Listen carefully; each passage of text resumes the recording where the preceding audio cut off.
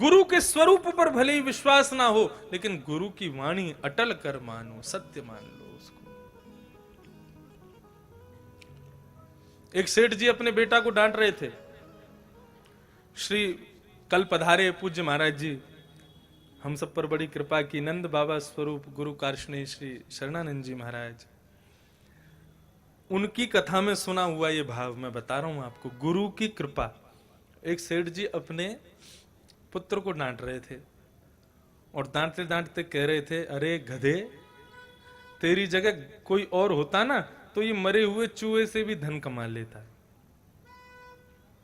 इतने में ही एक बालक वहां से जा रहा था। उस बालक ने मन में विचार किया कि ये हमारे नगर का सबसे धनवान सेठ है और ये इतनी बड़ी बात कह रहा है कि मरे हुए चूहे से धन कमा ले, तो इसकी बात में जरूर कोई सत्यता तो होगी। अब ये नहीं विचार किया कि चूहा कैसे धन कमाएगा, उसने बस वाणी मान बात सुन करके मरा हुआ चूहा हाथ में उठा लिया।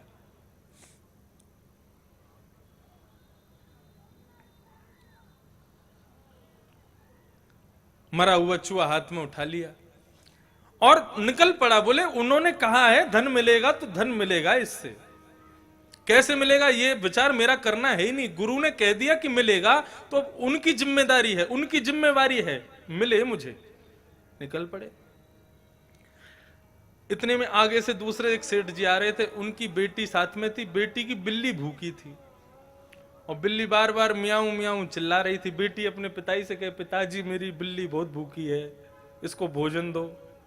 पिताजी बोले, अब तेरे लिए चूहा कहां से लाऊं इस बिल्ली के लिए, इसके लिए भोजन कहां से लाऊं।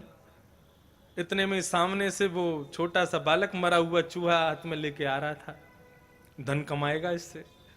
इतने में सेठ जी ने देखा, अरे इसके हाथ में मरा हुआ चूहा है। सेठ जी ने तुरंत उसको रुका, अरे भैया रुकना जरा।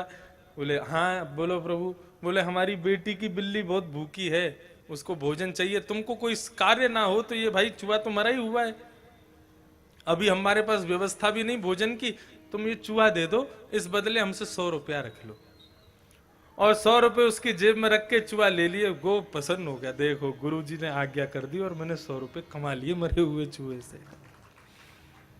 और इतना ही नहीं, फिर 100 रुपए से उसने कुछ खरीदा, वो बिका, बहुत बड़ा आदमी बन गया। जब एक दिन वही बालक जब सेठ बन गया नगर का, तो आज उसने कहा कि भैया आज हम बहुत बड़े आदमी बन गए, अब गुरु दक्षिणा दिया है। गुरु जी को सोने का चूहा बना करके लेके अपने सेठ जी के पास गया और चरणों में चढ़ा दिया। सेठ जी बोले, अरे अरे आप तो बहुत बड़े सेठ हैं महाराज, आप हमारी कुटिया पे कैसे। बोले मैं सेठ बना हूं वो आपकी वाणी की कृपा। एक दिन आप अपने पुत्र को डांट रहे थे, मरे हुए चूहे से कोई साधारण व्यक्ति भी रुपए कमा लेगा। उस दिन मैंने आपकी बात सुनी और मैंने सोचा आप इतने बड़े सेठ हैं, आपकी मुंह से निकली है ये बात, तो इसमें असत्यता तो हो ही नहीं सकती। मैंने दृढ़ विश्वास करके मरा हुआ चूहा उठा लिया और महाराज तभी से मेरे दिन बदल गए।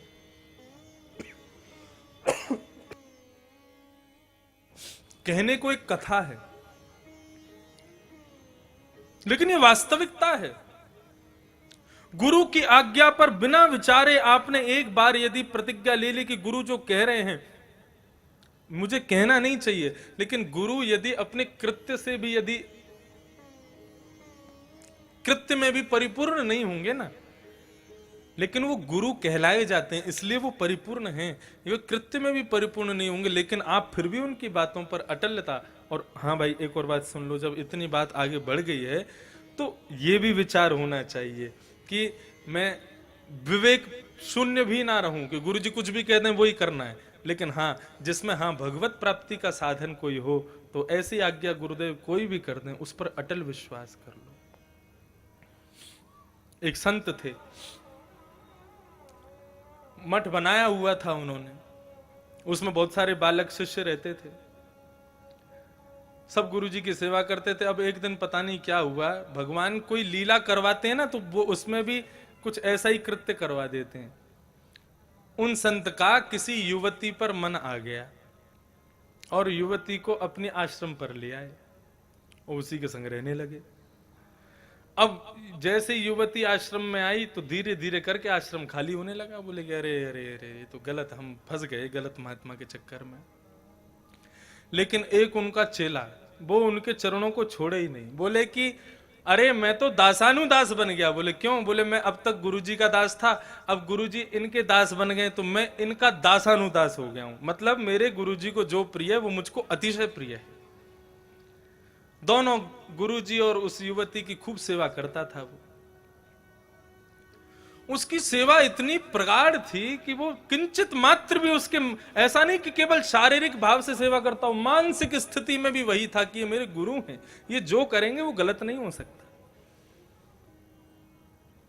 उसके इस भाव से एक दिन भगवान बड़े प्रसन्न हो गए। भगवान बोले भैया ऐसी अटल विश्वास तो हमने किसी में नहीं देखा।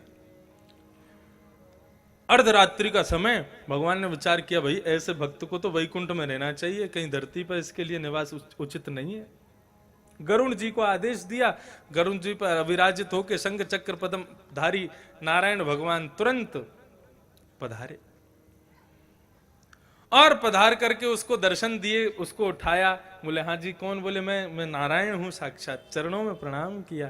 बोले भैया बड़ी कृपा की प्रभु, आपने आज दर्शन दिए, कैसे आगमन हुआ आपका इस दास पर उपकार कैसे किया?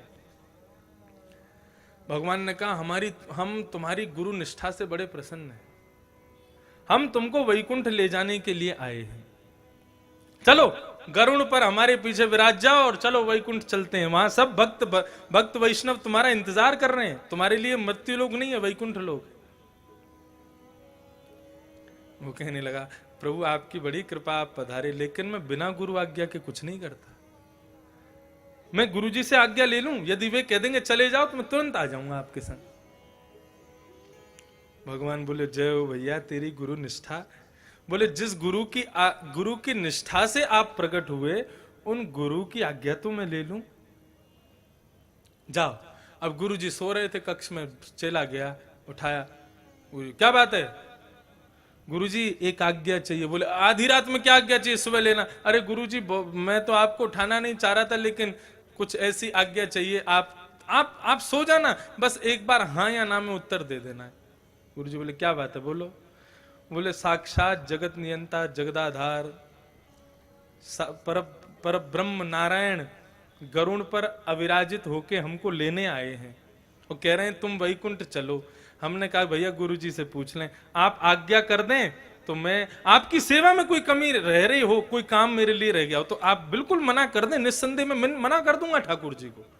मैं कह दूंगा भैया अभी गुरुजी को मेरी जरूरत है, मैं नहीं जा सकता, आप आज्ञा करें तो मैं चला जाऊं, और आपको यदि मेरी जरूरत हो तो बिल्कुल कह दें, मैं बिल्कुल नहीं जाऊंगा। गुरुजी बैठ के कहाँ है नारायण? बोले बाहर खड़े, देखो जंगला में से देखो, ये गरुण जी खड़े हैं, उनके उस पर बैठे शंख चक्र गदा पद्मधारी।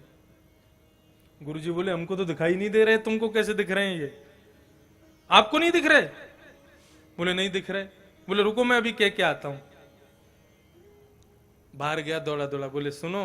बोले हाँ। गुरुजी आज्ञा तो दे देंगे जाने की, लेकिन वो कह रहे हैं पहले हमको दिखो। भगवान बोले तुम्हारे गुरु को तो उसको दर्शन देंगे हम? उसके कर्म इतने खराब हैं, कृत्य इतने दूषित हैं, ऐसे गुरु को दर्शन नहीं देंगे।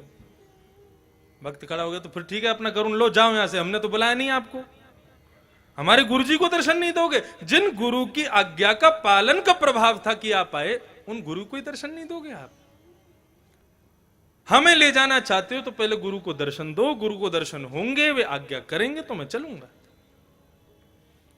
भगवान बोले अब ठीक है दर्शन दे देते हैं। अब गुरुजी को दर्शन ठाकुर जी ने दे दिए, लेकिन ठाकुर जी मुरझाए हुए बैठे, क्योंकि इच्छा नहीं थी, लेकिन भक्त कह रहा था दे दिए। गुरुजी ने चला बोला सुन सुन यहाँ पे आ। बोले हाँ। इनसे कह दो तुमको अकेले क्यों ले जा रहे हैं, हमको भी ले चले संग में। चेला बोला अरे गुरुजी आपकी आज्ञा सिरोधार। गया दौड़ा दौड़ा भगवान के चरण पकड़ लिए। बोले हमारे गुरुजी कह रहे हैं तुम अकेले नहीं जाओगे, हम भी तुम्हारे संग चलेंगे। तुम बोले तुमने कहा था दर्शन दे दो, हमने दे दिया, अब वैकुंठ में इसके लिए स्थान नहीं है। अरे वैकुंठ ऐसे लोग नहीं जाते हैं, अत्यंत पापी है आदमी, ये वैकुंठ जाएगा? तो बोले फिर जाओ आप, मैं भी नहीं जाऊंगा, गुरुजी नहीं जाएंगे तो। भगवान बोले अच्छा ठीक है, गुरुजी को बोल दो आ जाएं वो भी, तुम और गुरुजी दोनों चलो। अब वो गया गुरुजी, भगवान राजी हो गया, जल्दी चलो, ठाकुर जी खड़े हैं, अब बहुत परेशान कर दिया हमने। गुरुजी उस युवती को देखने लगे, बोले ये अकेली कहां रहेगी बेचारी। बेटा इस पर भी कृपा करवा दो। अरे गुरुजी आपने आज्ञा कर दी, दौड़ा दौड़ा भगवान के पास गया। भगवान बोले अब क्या है? बोले हमको ले जाना चाहते हो? बोले इसीलिए तो आए हैं, वैकुंठ के सारे काम छोड़ के आए तुमको लेने। बोले देखो हम प्रेम करते हैं गुरुजी से और गुरुजी प्रेम करते हैं उनसे। हम गुरुजी के बिना नहीं जाएंगे, गुरुजी उनके बिना नहीं जाएंगे, उनको भी ले जाना पड़ेगा। भगवान गरुण जी से उतरे, उसके पांव पकड़ ली, भैया तेरे जैसे भक्त यदि हर मठ महत्व हो जाए, पूरे विश्व को ही वैकुंठ में ले जाए। और उसकी गुरु निष्ठा, गुरु आज्ञा का ये प्रभाव कि अत्यंत दूषित हृदय वाले गुरु भी और वो युवती भी तीनों गरुड़ पर विराजे हैं भगवान के साथ और सीधे वैकुंठ को प्रस्थान कर गए।